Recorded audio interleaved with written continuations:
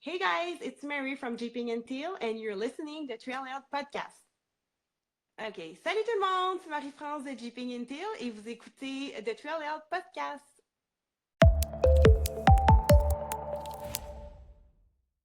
Hello, Trailheads, and welcome to the Trailhead. Before the trails start today, we need to have a short safety meeting. Off-roading is an exhilarating but inherently risky sport. The insights and opinions that are shared by our hosts and any experts or guests on the podcast are intended to inform and inspire, not replace professional guidance. The Trailhead guests, partners, and any sponsors are not liable for any actions that you take based on what you hear. It is your responsibility to seek professional advice and make informed decisions, especially when attempting potentially dangerous activities. Always check current trail conditions and comply with local laws and regulations. Off-roading requires careful preparation and respect for safety, so ensure that you're well prepared before hitting the trails.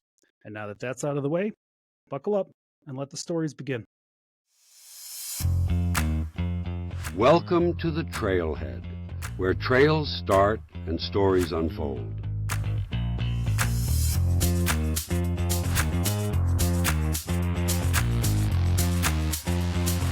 One, two, three.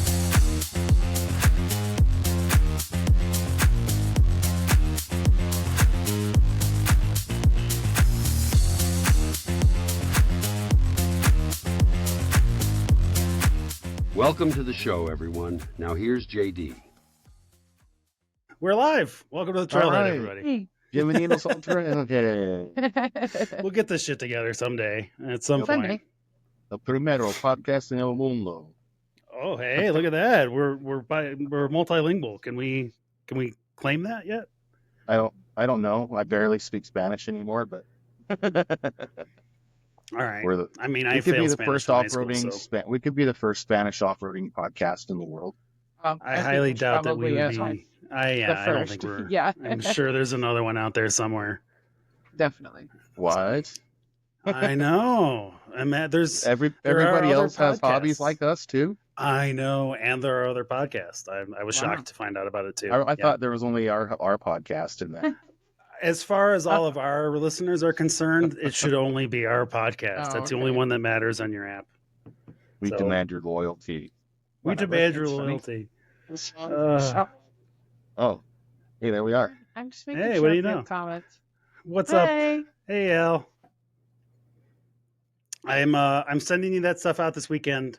Because I failed. I owe Al stickers and swag, and I failed. But if you're going to be at Overland Expo this weekend, let me know, and I'll just bring shit with me, and we'll meet up. So, all right, Trunk full of stuff. a trunk full of stuff. I mean, I have a ton of crap left over from All for Fun, so I may as well do something with it. Let's see here. Just hit up JD. Go over to the back of his trunk. He's got stuff for you in the back of the trunk. I don't think we should phrase it like that. Come over here, kids. I got candy. Yeah, that's how I end up on an episode of 48 Hours as the person who is being profiled. There's a couple of times in EJS and Trail Hero, I'm that girl. I'm like, come to my trunk. I usually follow. It's pretty funny. Yeah, make friends with us at Grandpa's Garage. It's a good idea. I mean, to be fair, you have snow cones. Well, I have You are snow known for cones, those but I things. also like. There's a We had vodka infused gummy worms. Oh yeah, where was that? That was at Grandpa's Garage. Yeah, it was at Grandpa's Garage. It was It's not really vodka infused gummy worms. It's just soaked gummy worms. Like, do they have any gummy flavor left at that point? Like, I've had them before. Oh yeah, Don't they lie to are me. awesome. they're so good. Okay. They catch up on you real quick. Oh yeah, they catch up. Oh yeah, that's because they Well, I don't had a like whole fully bar get in into your my system trunk. until they start digesting. Yeah. Yeah, I had a whole bar in my trunk. It was fun. We swear to you that we are not a group of alcoholics just hosting a podcast. Well, and I wasn't driving either. It was on display, and I was not being I was being driven home, so All it right. would be fine. I had it. Oh, Yeah. I was just more giving people shit because I feel like we're always talking about alcohol, and I know I don't drink that much, but you wouldn't believe that from what you hear on this show. I'm triple fisting tonight. Speaking of that, I've got Bullet. Yeah, Which not very much. Not very much left. Enough for this So- podcast. starting with Bullet, okay. I got Rockstar. And I got Liquid Death. like your regular old back. So you normally you back your Bullet with a Rockstar? Or Sprite or 7-Up. I feel like I'm past the age of I'm combining going to be my one of those energy drinks people with that alcohol. I'm be like, well, I've been doing it since I was 30. I'll be 77. I'll be drinking 3 Red Bulls a day, right? Won't make it to 7. I If keep your telling heart you, holds that's the out, thing. yeah, exactly. that's the thing. Like That's why Like, I I got to used to be retire early so I can just not worry about if I make it through the last 10 or no. I used to drink like 3. Yeah, I used to drink like 3 of those energy drinks, like the big ones per day. And at some point, my doctor was just like, "You got to stop. Like your heart's not right." Oh boy. So yeah. All right. Well, so let's see here. So Al will not be at Overland Expo. Well, that sucks, man. You don't need a Jeep to get there. I'm just saying. You just need a vehicle. There's plenty of Priuses in the parking lot. All right. Brian's here too. Hi. Beatrice, nice to see you. What's up, man? Hello, Beatrice. Yeah, Brian's here, and so Life is relatively boring, but You should change his Instagram handle to Brian the Wonder. Brian the Wonder Wheeler. Since he's giving Beatrice to his wife, I think that would be a fun alternative. Oh, I mean, if you are changing the Instagram, right? All right. Let's see here. What do I want to talk about first? Let's get through business real fast. Oh yeah, he's in Pigeon Forge. Let's see here. It's just all SWAS. It's just the Swamp Ass. I couldn't do it. Not for a vendor show. So Al, thank you very much. Patreon subscribers like Al are awesome. And if you would like to be that person, go to thetrailheadnetwork.com and click on support for us. And we'll get you added to the list. And at some point very soon, just as soon as we get out of the summer wheeling season, I think we'll try to get some of that extra content that we been started to talk about, like doing movie nights and stuff. I know today I took a mental health day and I was in the mountains. So yeah. I took my building's fire alarm went off. Okay. And you just kind of snuck out and kept going? Yeah. You did the Milton from Office Space? It was just like Office Space, except for there was 200 Miltons. The traffic jam getting out of there. Well, you don't want to be in the parking lot if the place is on fire, right? So I'm going to evacuate as far as possible. Yeah, I wanted it's an actual fire alarm. They had a fire in the cafeteria. Yeah, somebody burnt something in the cafeteria. They didn't have a fire. They burnt something. The cafeteria was serving smoked ribs. Oh boy! And it was supposed to be a great big deal, but then they started the smoke alarm right at lunchtime. were they actually serving smoked ribs, or was it just somebody in an overzealous microwave? Oh, I'm definitely sure it's someone in an overzealous microwave. Okay, cool. All right, yeah, just making sure. For sure. But I just want to make sure they were serving smoked ribs. It was like a specialty day for them. Like they were doing ribs for the company that day. And then they started the smoke alarm off, and then half the people bailed because they were like, "We'll see you later." They probably burned the barbecue sauce while they were reheating smoked ribs. I'm very suspect that they were trying to smoke the ribs in the kitchen at your office. Now I am, yes. Right. All right. They don't have a smoker. In fact, they don't even have like a flat top there. It's just a. That sucks. Oh. All right. Well, did you get any barbecue before the alarm went off? No. I went straight home. And That's a lot of extra barbecue. Yeah, that is. They're poor guys. I think we're on the next week. Yeah, that's going to be on Monday's afternoon. So, we didn't get any new reviews this week that I saw. I did not check today, so if anything popped in there, we'll get it next week. When we get to 30, I'm giving away all the crap. We have stickers and T-shirts and the 8-gang switch panel, and I think I'm getting some more things from a couple of other people. I'll announce that next week. And then, yeah, as always, if you want to be on the show, leave us a voicemail. It's 719-408-0132. You can also catch us live on Instagram. And you can, if you go to the website and click on watch live, you can actually call in live to the show via video if you want to. That only works from your computer, though. I don't want to hear complaints about how it doesn't work from your phone. I told you it doesn't work from your phone. All right. And that's it. That's all I got. And then, yeah, I'm still actively seeking an unpaid intern if somebody's looking to do some light video editing. If it's something you're interested in getting some knowledge on, or you have a good deal for me, let me know. Reach out to me. Beatrice is the Jeep's name.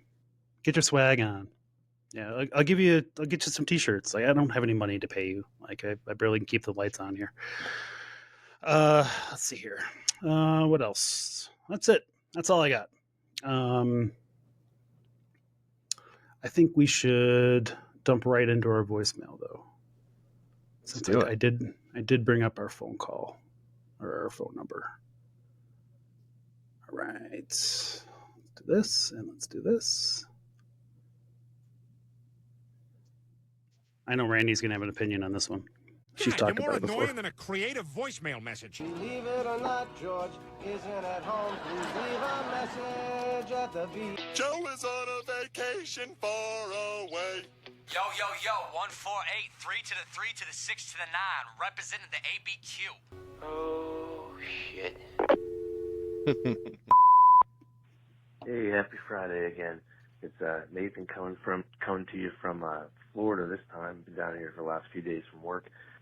Should be hopefully landed by the time you start recording tonight, and hopefully I can listen in the podcast. But my question or topic for this week is, what are your thoughts on, as we have these newer Jeeps and off-road vehicles, sometimes, they're, in my opinion, a little too smart for their own good. I had the, everybody's favorite auxiliary battery go bad on my Gladiator last December, so even though the main battery didn't seem to lose too much of a draw, it wouldn't even let you try to start the vehicle.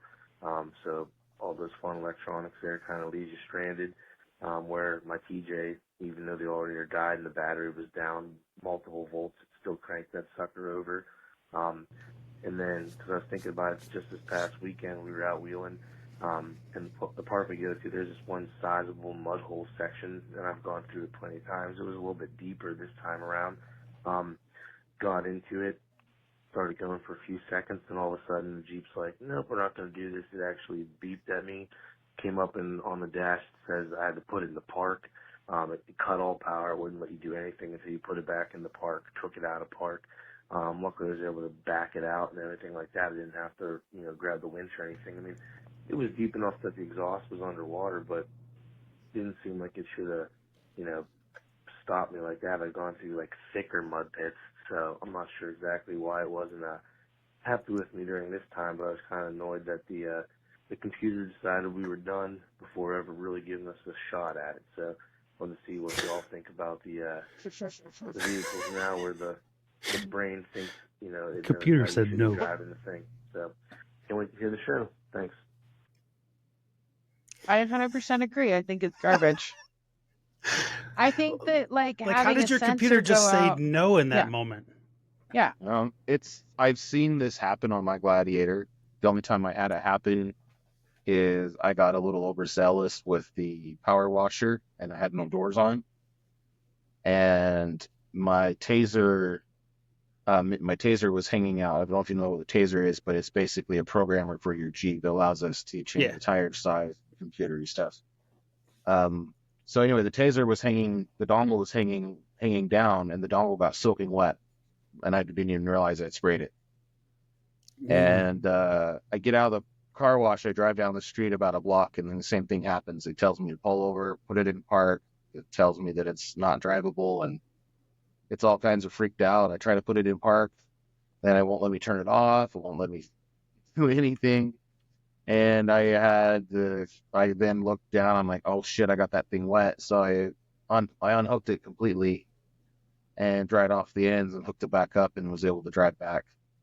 But it was a mess. Anyway, though, to answer your question, The day I don't have to have a taser, that's the thing, is you have to have a computer to like jack with hijack your the computer. computer Yeah. to like even let like my aftermarket parts work. I'm like Just so to ready change to your be tire size. Like it seems it's exactly.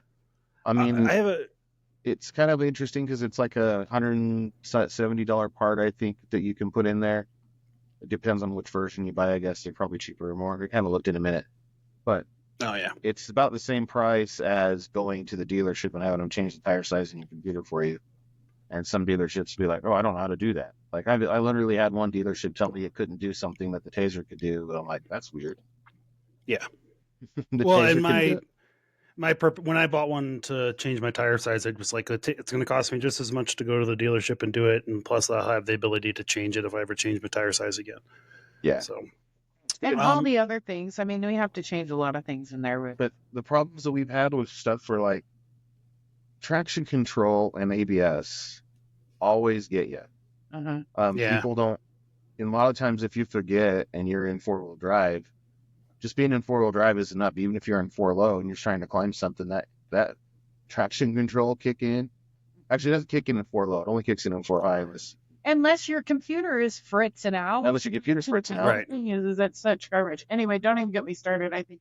With the video of the Lexus we saw with the airbags, right? Like that's all. It's all electronics. All computer controlled. Yeah. Like there's a lot of things that we've seen that get a little wonky with it, but for the most part, it's like I don't want it to be that engaged in trying to drive my car when I'm off road. Like I think there should be I should be able to push a button and all the nannies go away. And then it becomes a pure off-road rig at that point.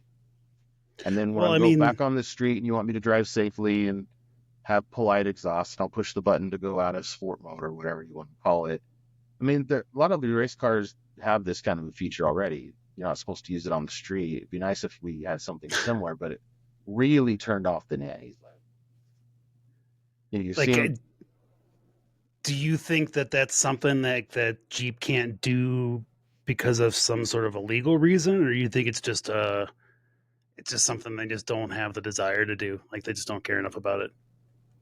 I think they just don't have the desire to, because if I'm not mistaken, Audis and BMWs that are in those sportier versions, they have stuff just like that, where they could turn those features on and off. Kind of turn off but it might just be the regulations ones. Yeah, I think that's. But even then, it's like there's the regulations are the other part where because it's a Jeep, it has to follow certain laws, and like biggest problem that we always have is the sensors go bad. Mm-hmm. The thing that they're detecting doesn't have a problem. The sensor itself goes way before anything else goes wrong. Unless it's your wheel hub and you're on the way to Vegas. Yeah. Mm-hmm. But that auto stop battery, man. So here's a clue about that. If you haven't ever if you don't have a JL, tell us about the aux battery. Consider yourself blessed. Oh. Because this aux battery. Tell us, Mr. Pope, about how many the parasite of the aux battery? 3. So many. Like anytime. Hologramsat 2. JamSat 3, Misfit was on his third one. What happens is, and weird thing is that they'll test like they're fine. So you'll start seeing weird codes start showing up on your dash. Well, the problem is you can't test the aux battery without, it's like the aux battery runs off of the other battery. Like they're connected in a daisy chain. Yeah, they're connected. So you're always going to get 12 volts or 13 volts or whatever when you're testing it. Unless you disconnect them from each other, then you can realize. Yeah, you have to disconnect them from each other to actually test them separate from one another. And once the aux battery goes bad, it starts sucking the life from the regular battery. And so, and it starts throwing codes. Like, the only thing it does is auto start stop. That's the only thing the aux battery does. So it's the dumbest thing in the history of the world. And so, but what it does is when it goes bad, it sends codes to everything. Like, it will tell me that my clutch is, like, the code that it will throw is like my clutch is going out. I don't have a clutch. I'm an automatic. Yeah, and then you start seeing weird codes like that. And if you start looking at the battery voltage, you'll see that it stays between 13.7 and 13.2, or maybe even drips down to 12.7 while you're driving. And that's kind of your clue that this is one of your symptoms. But if you start seeing your check engine light come on and nothing's wrong, usually what'll happen is you see your service ass light auto start stop. Your ass service light comes on. Oh, I took that as the first one to come on. And then your check engine light comes on about 100 miles later.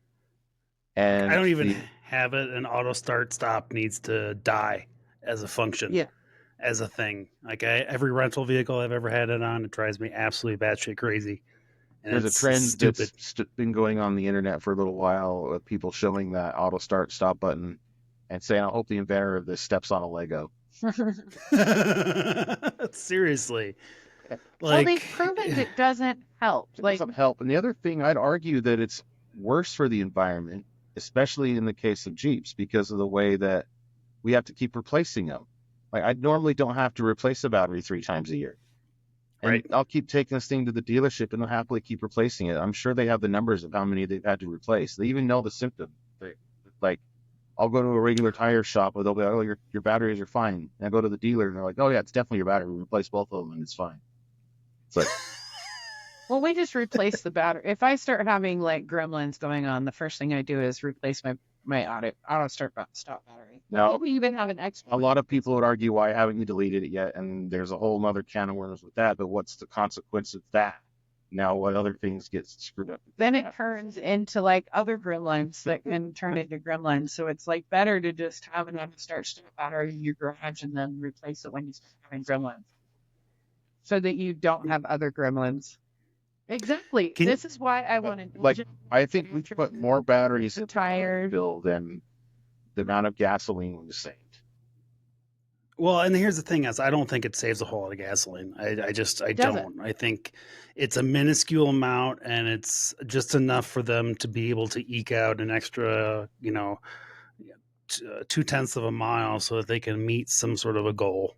That's all it is. Yeah, it's meeting an arbitrary goal. I watched somebody test it, actually. There was, like, some test online, and the thing is the problem is that if you continually stop for more than a minute, then it's, like, totally fine. But how often do you go up to a light, stop, and then the light turns green right after that? And so then you have to start it back up, and it, like, kind of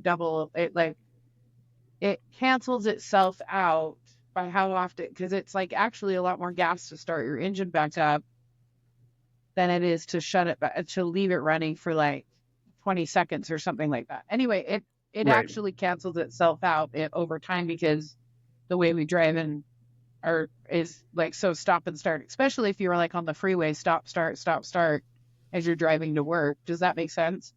Yeah. So yeah. My issue with it has always been the safety aspect of it.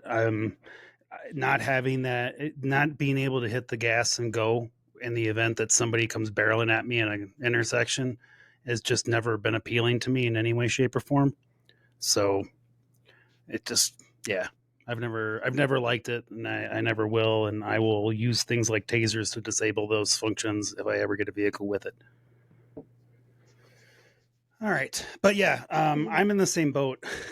To get back to it, I love my Caraboter dash. I really do. I love the radio, and I love all the rest of it. Man, this clock spring issue is just driving me nuts. And it's basic. I just don't have any access to any electronics in my vehicle now because one thing is broken in my vehicle. And another example of something that shouldn't even be that kind of an issue. It's broken everything else. Yeah, and I would love. It'd be great if something like that were to fail, and then there was a system within the vehicle that said, "Oh, look, that part failed. I'm going to reroute it so that other things still work." But no, they can't do that. But they can have my engine shut off and start again at the stoplight. Whatever. Yes, Old Al, man these yells are at a new cloud. Jeep problems. He said new Jeep problems, and I said yes, these are new Jeep problems. And the thing is I am going to rip out all of the new Jeep parts, and so I'm the dumb person who bought the new Jeep, not realizing that I was going to treat it the way that I do. If I could go back in time, I would buy an old Jeep and just do all the things I did to Jem. Or buy a buggy. Or buy a buggy. I mean, I like Jem though. I want a full body and I want a buggy. I do like Jem's that going to be a buggy by the time you're done. Kinda. I mean, I do like that they're Jeeps because they're still a car that you can drive on the road, sorta. But they are sorta. Kinda. Yeah, I still like that they're Jeeps. I think they're more relatable that way. I think it kind of puts us right in our spot where we need to be in terms of safety and what our capabilities are. So yeah. We'll have a buggy too. I want to keep Jem as like. But I would start with an older Jeep or something similar like that, or do some sort of third-party frame and buy a tub for a couple of grand and get started on the cheap, because you're gonna do all the rest of shit anyway. You're gonna get hooked, and once you realize you're hooked, it's too late. So you just gotta dive all the way in. It's gonna be way cheaper just to spend all the money up front and just go in. And then it's we know what we want to do on the next one. Yeah. Well, yeah, I mean that makes it a lot easier too. Once you've been through a build process and made a lot of those mistakes and got the wrong shop, then you can make a lot of better choices the second, third time, fourth time around. Right. Yep, exactly. Exactly. By the way, I forgot to ask, any vehicles in the shop? Are we all good this week? Did we? Yeah. Jem Misfit is still in the shop. We'll have them next weekend. We're going out. We're doing a really fun trail next weekend. I don't know if we're supposed to tell people. I don't know what we're doing, but yeah, it's a really, really rad, fun trail, and I'm excited because we'll both probably. I'm gonna say that out loud. Somebody will be on the trail next weekend. I'm not gonna say we're both gonna be there, but I was told today that we'll. I can't tell if you're jinxing it or not jinxing it. I know. I'm scared. I need to stop. Here's the thing is I learned long ago that sometimes you just let people, like you let the silence sit there for a minute just to see what people do with it. And that's what I was going to do there for a second. Just let you see what you did with it. I just can't say much because I don't want to jinx it. I feel like my Jeep, I'll jinx it if I say. That's fair. I'll give you that. Okay. Yeah. All right. Yeah. Cool. They say next week. And if so, that's cool because I have new part reveals. Ooh, and I get a follow up. I get a follow up to the knucklehead joint broken weld situation. I can actually update everyone on that once it's done. Yeah, we'll have to show that video again. Yeah, it's actually they welded it back together because they knew they weren't going to be able. They needed to wait for parts because we're replacing all the joints and. I'm actually going to take care of them this time and grease them once or twice. Sure. We literally haven't been the best at taking care of those parts. And then we kind of realized within the last maybe year why those things are important. Oh, and we also realized that the shop that we were going to, that we told us was doing those things, wasn't actually doing it. That's the thing is we weren't doing them because we were told done. Yeah, dumb enough to not know. Once we knew that, then we started taking care of those things. But yeah, I don't want to even talk about that. Okay, cool. Yeah. Our Jeeps are gonna come home someday. We'll wait until we're all bitter about something, and then we can do a bitch session about recent vehicle build stuff. I think that's what we'll do. We'll wait until we'll all be bitter at some point. It'll be a situation where all of our Jeeps are down for some reason. And then we'll do It's a very tender spot for me right now. I just want my Jeep back. It's been a rough year for you guys. I get it. It has. Yeah. You guys had my year this year that I had last year. So Well, I feel you. I think we're like, I'm not going to say it, that Okay, we're then at don't the say end it. of it all. I Yeah, don't can't say say that. it because we're not like at the end of anything. We're No, just in the 'cause middle of this. you're in the middle of the next thing. That's all. Yeah. Cool. All right. Well, that's all I got in terms of business. Thank you, Nate. Appreciate your voicemail. If you want to be like Nate, and I know you do, I know you're out there. I see you. 719-408-0132. Leave us a message. If you don't want to do that, hit me up at the trailheadnetwork.com. We'll find another way to get you on there. But voicemail seems to be the easiest way. Pope, you want to do a couple of these news stories? Sure. We got some news. I put the Stellantis one first just for you. All right, cool. Because Where's I know my you're damn bitter. music? Oh, Jesus Christ. I am failing. We are all grumpy. We all need some Jeep time, some Time trail. for the Pope to read the news. Wait, we got the fucking Pope? Sorry, Trailheads. I'm now told it's just a guy named Pope reading the news. We got the scroller back. Oh, yeah. Here's the Yeah. fucking news, everyone. All right. My favorite company to bitch about, but the one I'll keep buying stuff from, Stellantis. That's the problem, is I'll buy another Jeep tomorrow. It's the alcoholic boyfriend that we keep going back to. Yeah, they keep beating me, too. I got bruises to show. True story, though. Look at my hands. Yeah. Stellantis is being sued over financial misrepresentation. This is what happens when you somehow can't sell Jeeps in an era where SUVs are off the fucking chart popular. Yeah. Stellantis some point, is someone's going to make facing you a answer lawsuit. Yeah, exactly. Yeah. Stellantis is facing a lawsuit from its shareholders in the U.S. The suit alleges that Stellantis misled investors about its financial health, particularly by concealing rising inventories and other issues that later caused a sharp drop in the company's stock price. This is why Gladiators have gone down in price.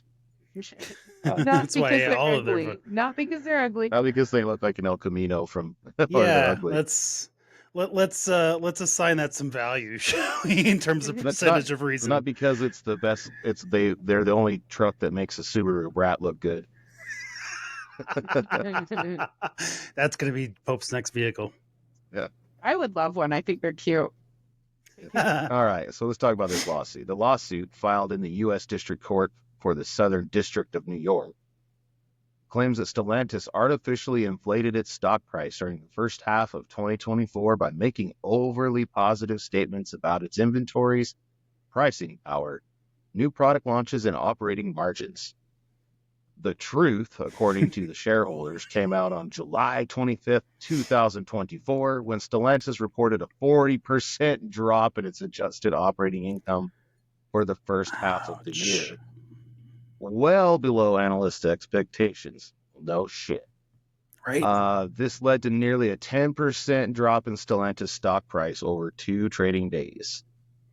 The lawsuit names Stellantis CEO Carlos Tavares and CFO Natalie Knight as defendants, accusing them of contributing to the alleged financial misrepresentation. In response, Stellantis has called the claims without merit and plans to vigorously defend itself, clear their name.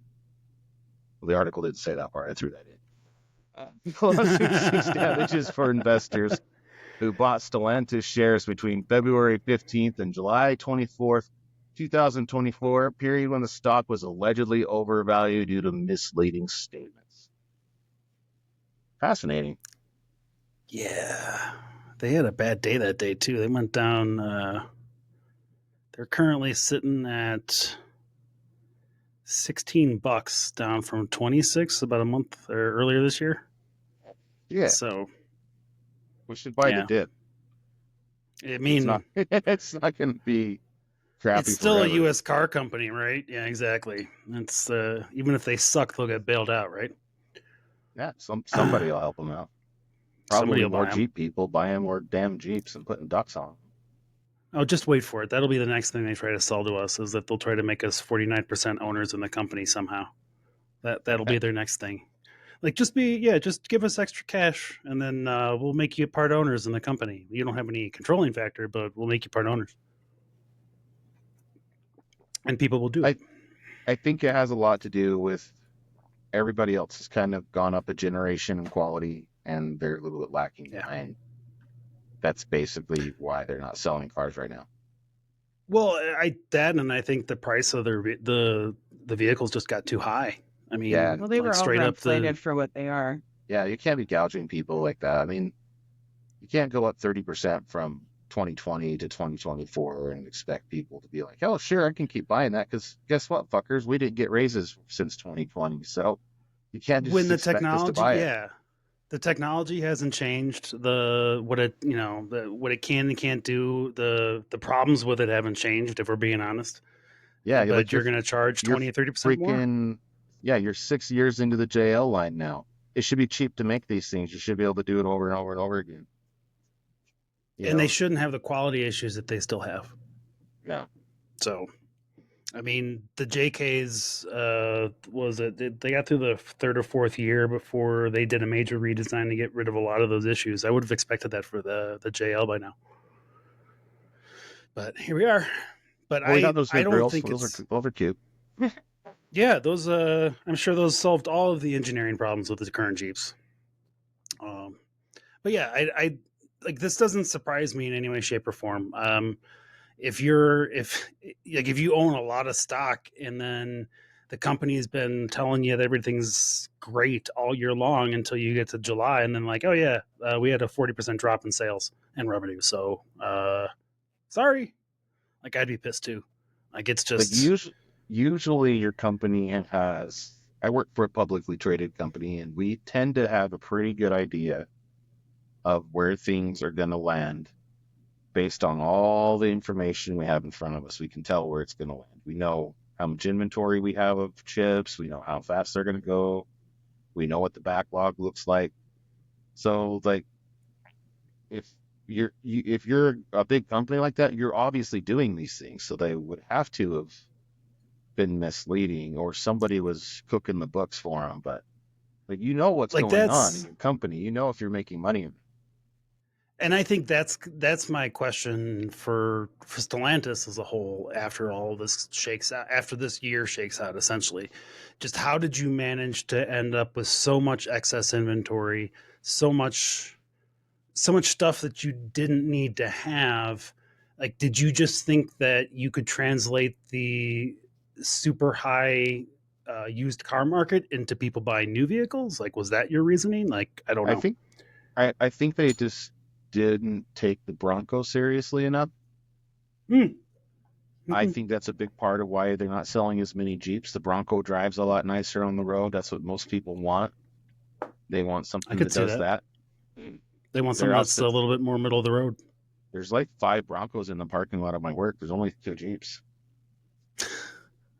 I mean, this that's totally like unscientific survey. It's totally scientific. It's proof of every parking lot.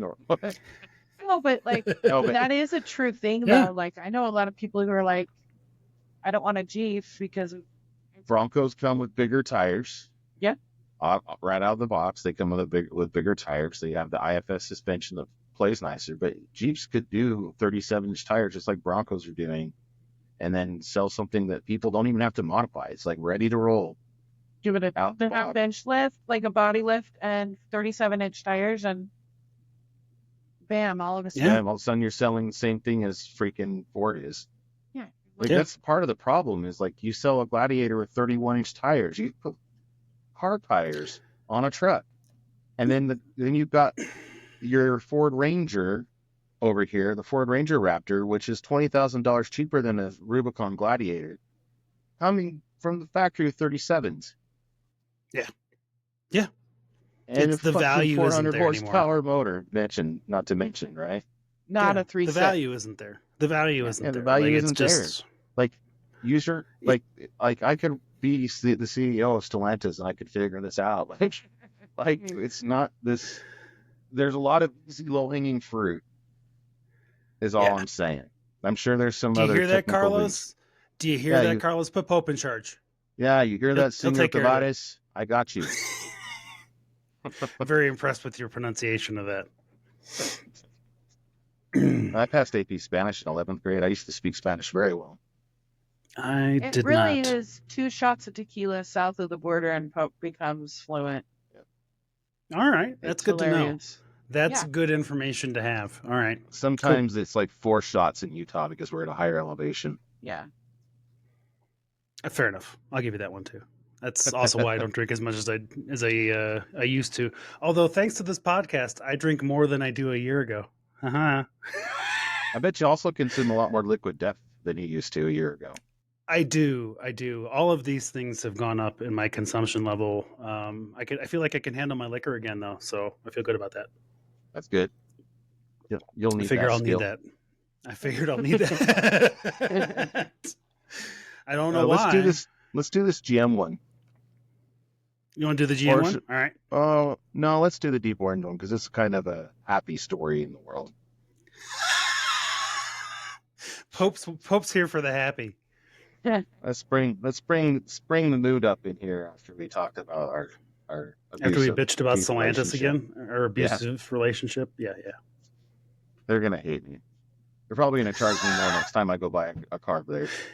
Clemson probably. University. What? Oh, this is called. Charge you more because you call it a car. I mean, there is that. Yeah, I catch myself once in a while doing it too. I Don't feel could bad. buy a Dodge. Like one of those Charger things, the SRT Hellcat motors in it. See, I really want one. I want one of those kinds of cars. Like Jen has the Camaro. She's got the fast Rosa car, but like. I always go back to the meme, like, yeah, yours can go fast. Yeah, yours can go fast, but mine can go anywhere. And that's always my thing. Anyway, all right, read this thing. All right. I'll share the picture. Orange 15. Clemson University has unveiled its latest He's project. yours. Deep Orange 15.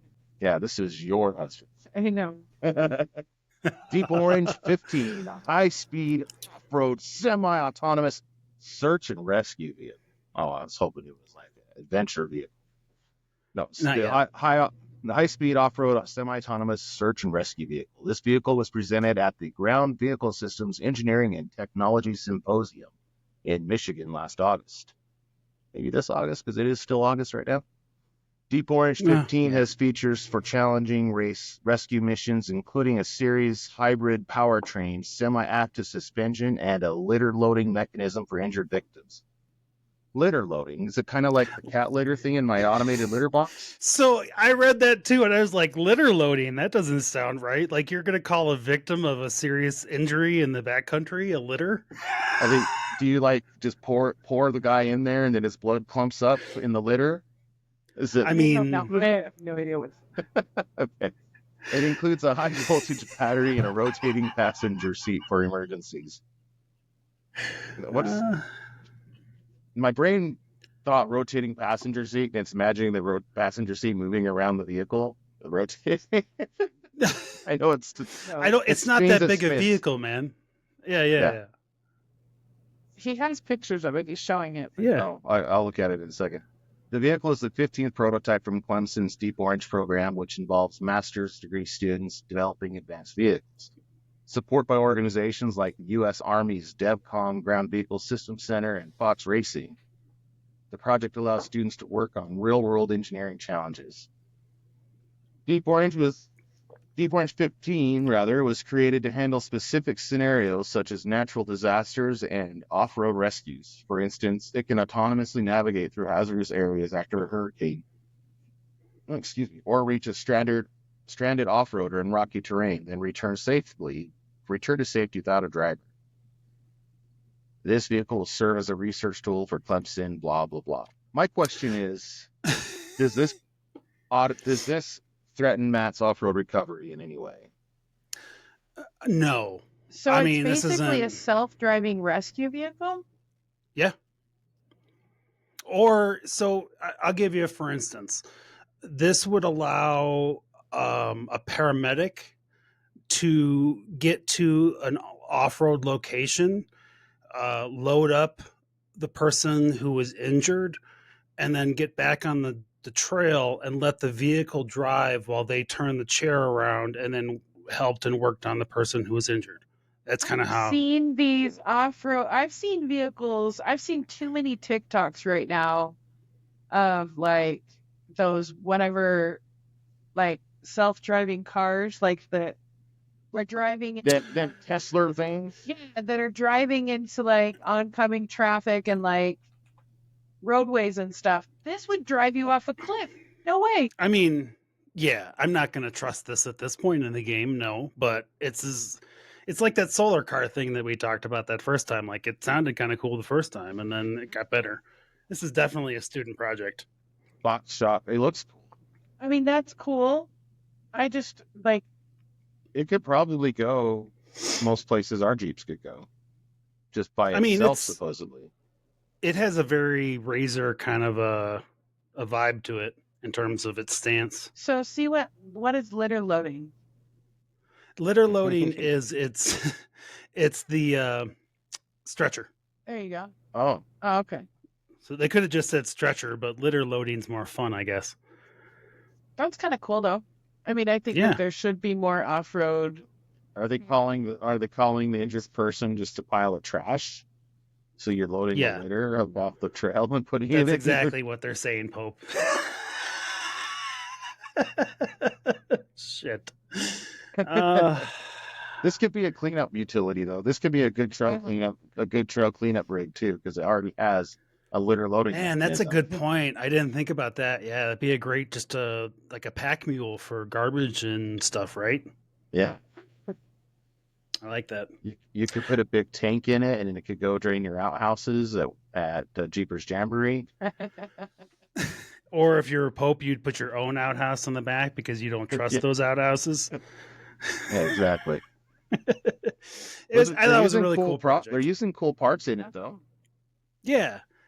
Like this is very early. Like it's very early. I mean, hell, I think the ones that most of the. Like when I was in Vegas and I saw the autonomous cars that they had going there, they had like 5 or 6 of these kind of LiDAR radar things on top. This thing only had like 4. So it obviously needs some more work. Actually, I only see 2 here, so I'm a little concerned about that. But yeah, it's just proof of concept, I think, at this point. I think it's an idea. Yeah. So, it's kind of neat. And I'm a nerd for that kind of tech. Yeah. All right. Cool. So yeah, that was the one from the Deep Orange. That's the kind of stuff I'm gonna keep an eye on this Clemson project because it looks like they're doing some really cool stuff with off-road autonomous technology. So it'd be kind of cool. I'm waiting for the one that will come out and get my broken Jeep and me, and then pull me back on its own. I mean, why not put that at the start of the trail or at the start of a trail network? Somebody has a problem, they go to the trailhead and grab it. All right. So cool. Before we do This Week in Fail, Randy and I were screwing around with ChatGPT, which is a lot of people's favorite pastime these days. I didn't really know this was a real thing. Is this a real thing? Yeah. You can get it to do this? Okay. Go ahead. If you have the paid version of ChatGPT, it'll browse the web for you and look these things up. It also happens to be that ChatGPT and I have been working together on my Instagram page for quite a while, so it actually knows what our rigs look like. It knows what the page says and wants. So I wanted to share a couple of these funny ass things that it said after it looked at our page. Well, so this is. Have you seen the new? Have you seen this trend going around? So a lot of. I posted a story of this the other day where someone said, have ChatGPT roast your Instagram profile in one paragraph. That's kind of this new thing that people have been doing. And so they'll say, my Instagram page is this, roast my page in one paragraph. And it will go look at your page and then come back and say something. What you should do is say, hey, ChatGPT roast at Gem and the Misfit on, just roast Gem and the Misfits page, and you just have to put your thing in there, and if it goes in, and then it will, and it's hilarious. And it feels like It feels like it touched my soul. I just Did you do it on yours? okay, cool. So let's maybe let's all read them. I'll let you read yours last. Yeah, read yours, JD. Or should he read his first? Yeah, have him read his. Sure, I'll read ours mine. is really funny. Ours is really All funny. right, This sounds like this must be really funny too. It made me laugh because it's valid. It said, please roast my Instagram page in one paragraph. It said, all right, let's take a look at me and my yellow JK. It's like scrolling through a yellow fever dream. There's more sunshine than a morning coffee.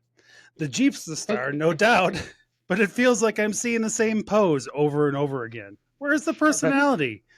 The thrill of the trails? A bit more storytelling could make it pop. And seriously, where's the mud? I like this. It's like this Jeep's afraid to get dirty. You've got the followers. Now give them the grit and glory that makes off-roading worth the tire tread. Show us the real raw adventures that make your Jeep more than just a shiny yellow icon. Oh, that's fucking awesome. Did you hear ours? I do. All right. Gem and the Misfit one. Here's the one about Gem and the Misfit. It says, Gem and the Misfit looks like it was curated by someone who decided that the only thing better than off-road was turning it into a full-blown soap opera, starring your Jeeps as overly dramatic heroes and villains. It's as if you've taken every childhood action figure and brought it to life with steel, mud, and neon accents. The Misfits' heel turn might be stuff of legend, but the real drama is of whether these Jeeps can survive another plot twist or another trail. Your page is like a blockbuster action movie, heavy on explosions, light on logic, and somehow, despite all the chaos, you can't look away. It's like a fever dream where Jeeps have personalities and somehow the suspension issues are the least complicated part of the storyline. Now, I think it's interesting that ChatGPT used fever dream. Yeah, well, and then Gems too. It does, it essentially just called your Jeep page a Michael Bay film. Yeah. Explosions. And so I told it to roast Gem specifically. Oh, and Gem is so good. So I said roast Gem in one paragraph. And it says, Gem looks like it rolled straight out of a Lisa Frank fever dream and into the dirt, trying to prove that style points matter even when you're knee-deep in the mud.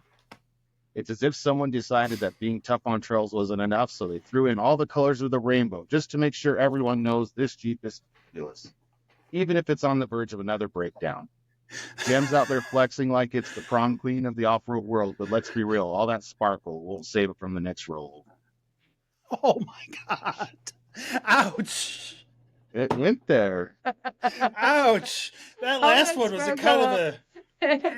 yeah. All that sparkle won't keep you from your next rollover. All right, one more for Misfit. Whew. Your Instagram page is like a collection of between a monster truck rally and a midlife crisis that couldn't decide between buying a Jeep or reliving the glory days of 80s hair metal. It's an ice-searing blend of over-the-top green wheels and wrestling references that would make even Hulk Hogan wince. You've got Jeeps that look like they've been through more breakdowns than a soap opera character, and yet they're flexing like they're the main event. And let's not forget the storyline, because apparently even off-roading needs a plot twist. It's like you're building an epic saga, but instead of suspense, all we're getting is tire rubber and broken parts.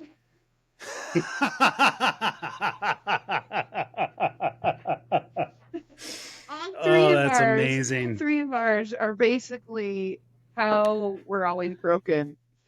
Yeah, pretty much. Yeah. I did find it interesting that it used similar words each time. Yeah. Yeah. And I think that might be indicative of how they're trying to watermark their death. I don't know. So I just asked about Josh's. Oh, and it did not use the term fever dream. What did it say about Josh's? I hope you're listening, Josh. And I'll know if you're listening, but if you reference this particular moment in the show or not. All right, let's talk about @Rubistina. First off, for a page named after Rubicon, I expected to see this Jeep eating rocks for breakfast, not posing like it's ready for a photo shoot at the mall. Where's the rugged off-road action? It's like your Jeep's more concerned with its Instagram angles than conquering trails. Also, the captions. Come on, give us some spice. Right now, it feels like your Jeep is cruising through the suburbs instead of tearing up the backcountry. If you want people to follow along for the ride, make it a wild one. Get a little dirty, a little daring, and show us what Rubinstein is really made of. I like this feature. I think this is something we should do on a regular basis. Oops, wrong button. Here, hold on. Well, I think also, Josh, it probably scanned like the first part of Josh's, and right now he's building out. So, I mean, because he's usually a crazy driver and stuff. He's been driving to and from in his house. Yeah. So that makes sense. Like, it makes sense that it probably goes through like your first little part of your feed, and then it's like, all right, I got it, you know? I wonder, I'm sure that with a little bit of tweaking to the prompt, I could get it to go through the entire history. Yeah. This is now something I will waste an inordinate amount of time on one day. Yeah. Yeah. It turns out way better than it should on the first round. You're like, whoa, wait a minute, that's cool. That lady that laughed my ass off. I'm going to share that on my Instagram page now. That makes me that's why I laughed so hard about it. That's a good criticism. I've laughed at everybody's who's done it, because there's some funny people that, like, it says like it really does capture stuff. It's funny. Yeah, no kidding. That's awesome. All right.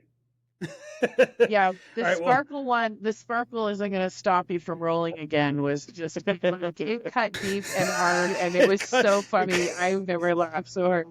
It was very close to the bone, but it was still funny. It was awesome. It was so funny. I'm a dark person. I can laugh at no problem. There you go. All right. Well, if you are out there and you've done this, please share it with us. Send it to me, and I'll read it on the air. Because that's just awesome. All right. Let's do a few this weeks and fails, and then let's get out of here, because I have Overland Expo tomorrow, and I would like to meet Alyssa. And so the only way I'm going to do that is if I get up at a decent hour. Mm-hmm. All right, cool. So first things first, I wanted to share this. I forgot to share this one last week. This is going to be, before we get to fail, this is my reminder to tell people to be careful. And to be safe. This was a rollover on Argentine, or near Argentine. Oh, it's yellow. Are you all right? I know. I was fine by this. Yeah, it was good. When you sent that picture over to our group chat, I had to look at it twice. Oh, to make sure it wasn't me? Yeah, I thought you were sending it to us because, anyway. I kind of tripped out for us. I had a moment. It's just like, no, not JD2. We're the curse. I know, right? We're the curse. It's contagious. So luckily this person, they only rolled down like one switchback and then they just kind of went up on this curb here and then flopped over, so they didn't actually roll. But that it could have been bad. Like this could have been real bad. And there's been some bad rollovers up there. This recovery was touchy too. Like they had to spin that thing, and it's good. What? So did he fall down from a higher tier, or did he just not pay attention and drove too high up on the ledge and flop? This would be an example of the person coming up did not yield to. The person going down did not yield to the person coming up. And so this person, instead of backing up to where they should have backed up, they just tried to get up on the inside line essentially, and they managed to flop over on their top instead. So that area. This final ascent is about 2,000 feet in a very short period, 1,500 feet in a very short period of time. So that's probably about 1,000 feet to that next set of trail. Yep. You'll screw yourself up. If he had kept going, they would have been dead. Wow. So you don't screw around up here. Like, you just don't screw around with it. And if you don't know, yield to traffic coming uphill. And if when in doubt, just make the safe decision, back up. This guy honestly did not have to back up that far, and probably would have avoided totaling his Jeep. So. Well, anyway. and also just have your head clear. Like, if it's easier for you to back up, do it. Like, you know what I mean? Like, if they're gonna have to back up like forever, like just use your wits. That's all. Right. And I think there's part of me too that wonders if the person coming up bothered to look up and see, because it's very easy to see on this part of the trail whether or not someone's coming down. And at that point, then if you see someone coming down, you should just wait and wait for them to finish up before you start heading up. So it was one of those things where I'm really glad everybody got out okay, but it was one of those things where it's like, wow, that could have been easily avoided probably with just, and I mean, I've had people in this area just not follow that rule, and they've tried to cut me close on the sides, and it could have ended up badly for them too. And they just lucked out that day. So JD, explain to the masses who has the right of way. Uphill traffic technically has the right of way. Use common sense, but technically uphill traffic has the right of way. So yeah, and the reason for that is it's easier for the person going downhill to stop. It might be hard for the person who's going uphill to be able to regain their momentum again after they stop. Right. And especially when we're talking like, these high altitude roads, like this stuff is like this part of this trail right here, it's 3,000 feet to the bottom. It's 3,000 feet to the bottom right there. Don't screw around with people. This is Argentine Pass? The backside of it. It's a trail called Denarius Mine. Mm-hmm. I love this trail too, but it gets off camber, and it's Jen won't do this one anymore.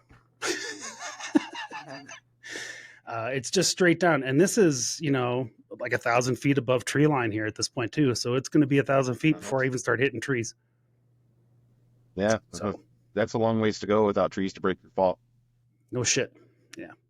All right, so let's do something more fun and less death-defying. I feel like it's good for us to remind people that this is dangerous.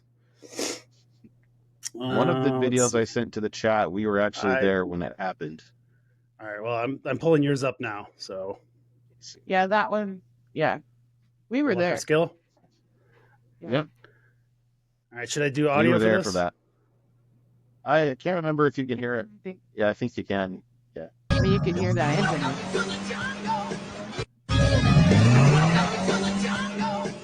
Yeah. Yeah. That's just. And that is skill. That is skill right there, because he hit a hole he wasn't expecting. You can see you can see the misfit over there in the corner. And he was in neutral so that he wasn't pushing through his engine as he was coming down. And then he went to push his gas and realized, oh shoot, I'm in neutral, and had to pop that thing into drive and go. Yeah, so he would have. That was skill. And that was also, he likes the rat thing. I mean, if you look at that rig, that's Send It Joe that actually is in there. So that's Send It Ruby's husband. Yeah. And if you look at that rig, that back of that truck is basically a shell, right? It's empty. There's no weight back there. Yeah.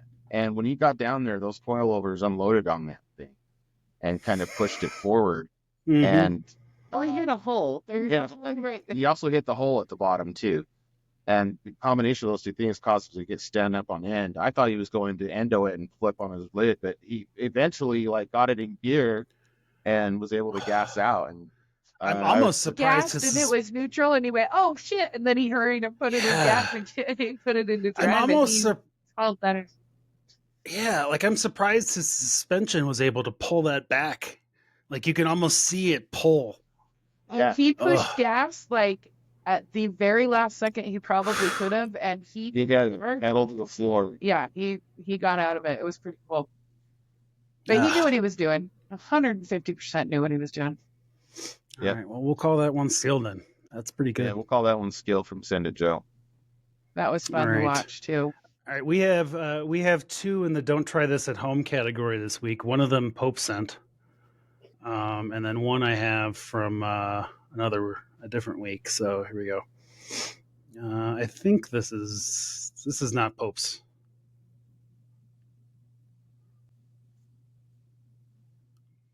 Don't do this. Like why are you? There's no good audio to that either. Oh, good lord! Never do that. Never. Is he the never do driver that. too? He's the driver.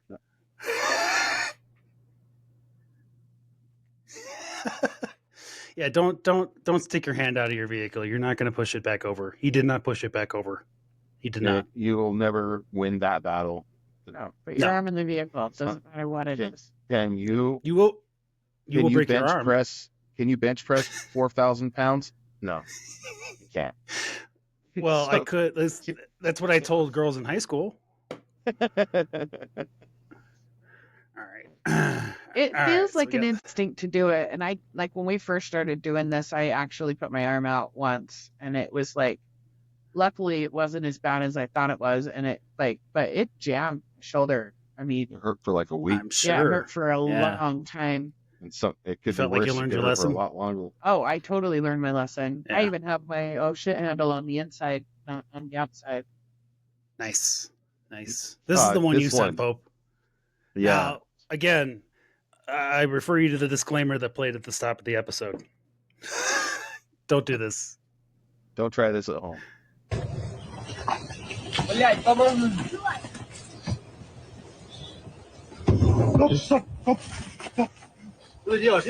like that carnival ride that I saw making the rounds this week, where everybody jumped on it to keep it from falling over. Yeah, my favorite is when the dude like tries to climb up on it and he's gonna grab the seal of the window. Climb up on top. Yeah, rip the window out. That's a good idea. That'll help. Yeah. Yeah, I don't. And unfortunately, I think I don't recommend this. They probably might have been helping here, but look at this situation. You're full of mud. You could slide underneath that rig really easy. That didn't go right. I don't even think that they're really even doing that much help. I think it just isn't going to tip because it wasn't going to anyway. Well, and the guy in the back, like if that thing slides backwards, he's done. Oh yeah, he's like you're not going to get it off of him before. Like I just feel like grabbing like the wheel, like those things turn, you know. Yeah. Like the spokes on that wheel aren't handles. Like that shit. Again, it's a 4,000-pound vehicle. You're not going to stop it. You're a human being. So like if that guy had his lockers on and this guy's trying to turn that thing, that guy hanging on to the spoke in the middle there would be fucking like a pinwheel. That'd be funny. That's good stuff. All right. I found one for you, Pope, just that I knew you would like. Let's see here. And this also, it's because it's side-by-side, so, nothing against you guys in the side-by-sides, but this made me laugh. Let's see, this one's got audio. Oh, no.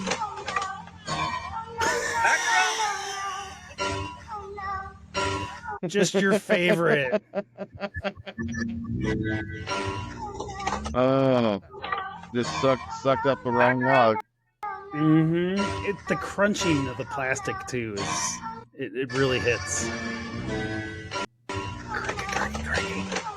I feel like I've seen this a lot lately in the mud. Yeah, well, play a lot in the mud, so I don't like. Yeah, I don't recommend it either. It's not good for your vehicle, and it's really not that much fun to clean. So, and if you're doing it on Drummond Island, there's only one scary ass place to wash your vehicle, and they only take quarters. Go ahead, Pope. They only take quarters? Yeah, it's Where very do you off-grid get quarters place these days. From the scary guy running the place. If you're lucky to get there during the day, and if you go there after hours, there's only one scary ass light that's in there in the middle of the night, and it's just I don't recommend it. Yeah. Besides, you really want to wash your car when it's nicely lit, so you can see what kind of a job you're doing. Well, at that point, I was just trying to. So the mud on Drummond Island is it's that dirt grit stuff, and I was trying to get it out of my joints of the vehicle, and I was just trying to get it done as quickly as possible, but that was a bad idea. So learn lesson. Only takes All right. quarters. How fun. It only takes quarters. The guy was really nice. Don't get me wrong. He was really nice, but it's the scariest car wash I've ever been to in my entire life, and I've done some sketchy ass car washes. Another side by side. I don't know. We might have done this one before, but if not, or even if we have, I don't care. It's still that I've given to Chelsea. Okay. She'll tell me about this guy, and I mean, you just got to give it to her straight, whether she wants to hear it or not. What is good for the whole is not always good for the soul. Very good advice. Is she trying to like get another saying? Me that I've given to Chelsea. Okay. She's from the South. All she has is sayings. All she has is sayings. This poor side by side in the hole. Like he's so committed to keeping going. Like I don't quite understand why you don't at some point just stop, but he just keeps hitting the gas. You have to go around that part so your back tire doesn't end up in the hole. And then it's just a little bit of a drive around it. Just a little bit. He drove like the way he drove that, it's like, oh look, here's the spot where you tip over. Let me show you. Here's the part that bothers me. Right here, he has a decision. He can hit the brake. Yeah. Or he can try he can stop, or he can, apparently the other method is to gun out of it, and gunning out of it was the wrong decision. Like it's just it's good stuff. All right. Yeah, gunning out of it didn't work either. Those little things are squirrely, man. I don't. I think that one is like a golf cart. Like that's just a golf cart with off-road tires on it. True story. All right, I have the last one for you. This is both a fail and I'm gonna wait for you guys to realize what's on the hood of the car first, and then we can talk about it. Is it an ornament? Sure. Oh yeah, I remember that. Let's call it an ornament. That's not a recovery point. I'm just no, not on people, not on vehicles.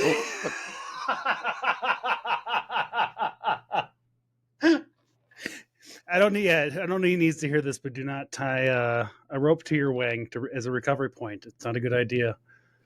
What I liked about this when I rewatched it was that I think they knew that this was doomed to fail, and they wrapped the rope around the dildo so that it would be, just flapping in the wind as the bumper came flying off of it.